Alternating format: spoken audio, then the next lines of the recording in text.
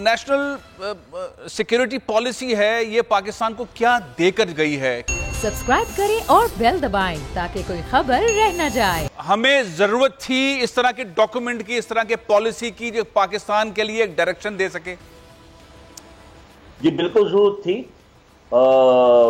ऐसी पॉलिसी की। पहले पीस बिल या बिखरी हुई पॉलिसियां हुकूमतें मुख्तलिफ अनाउंस करती रही हैं और इम्प्लीमेंट भी करती रही हैं, लेकिन एक मजबूत पॉलिसी और एक कम्प्रिहेंसिव पॉलिसी जिसमें तमाम एस्पेक्ट्स को कवर किया जाए, तो ये मेरे ख्याल में इस लिहाज से कि ये अच्छा डॉक्यूमेंट है जिसमें इन्होंने कहा है कि जो नेशनल पॉलिसी का मतलब सिर्फ बॉर्डर्स का डिफेंस नहीं है, बल्कि ये जो ह्यूमन रिसोर्स को डेवलप करना, यानी हमारे लोगों की एजुकेशन, टेक्निकल एजुकेशन, पॉपुलेशन पर कंट्रोल ताकि मुल्क मजबूत हो, और उसके बाद मुल्क के वसाइल को बढ़ाना, वाटर सिक्योरिटी जिसमें पाकिस्तान के पास ज़राअत और पीने के लिए पानी हो, और एनर्जी सिक्योरिटी, इसका मतलब कि हमारे पास ये पेट्रोल, गैस और दूसरी बिजली, दूसरी रिसोर्सेज जो हैं वो पॉपुलेशन के साथ साथ वो भी बढ़ती जाएं।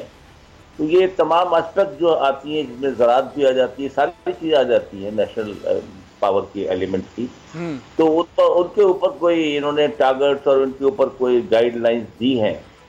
लेकिन ये कहना कि बहुत से मैं बातें सुनता हूँ कि ये पहली दफ़ा ये पॉलिसी बनी है, 73 साल में पहले नहीं बनी, ये बात सही नहीं है। अच्छा, इससे पहले भी बनी है?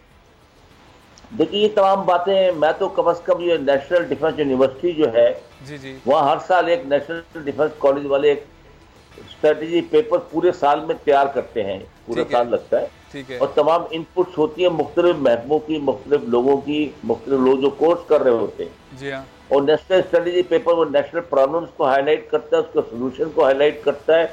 उसमें normally president, prime minister, important ministers जाते हैं, सुनते हैं।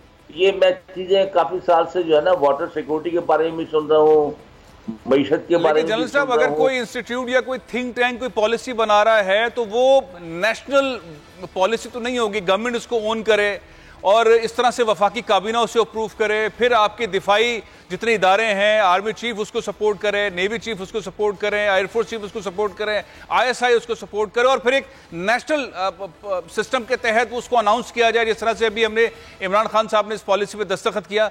इस तरह का कभी पहले वाकया नहीं हुआ पाकिस्तान में।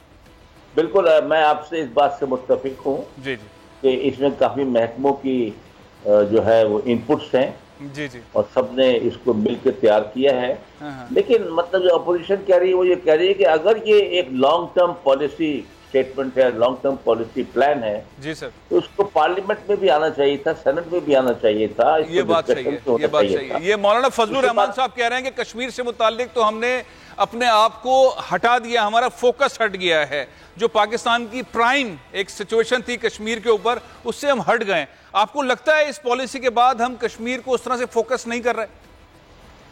I don't think so, not at all. उन्होंने कहा कश्मीर हमारा सेंट्रल प्रॉब्लम रहेगा हिंदुस्तान के साथ रिलेशन में, लेकिन उसके साथ साथ हम बाकी तिजारत और बॉर्डर और दूसरे जो है वो उनके ऊपर भी खोलने पर तवज्जो देंगे। ये नहीं कहा कि कश्मीर से हम दस्तबरदार हो रहे हैं या कश्मीर को छोड़ रहे हैं। ये तो आपको पता है 73 साल से सिलसिला चल रहा है इस किस्म का जी, और कब तक हम इस किस्म के एक लॉकडाउन पोजीशन में रहेंगे। अगर हमने कनेक्टिविटी करनी है, इंटीग्रेशन करनी है, ट्रेड करनी है, मुल्क के अवाम को मईशत के थ्रू, कारोबार के थ्रू फायदा पहुंचाना है, तो फिर मेरे ख्याल में कि ये हमको सोचना चाहिए, और ये पॉलिसी इस लिहाज से सही है कि Kashmir will remain central point, we are not giving up Kashmir.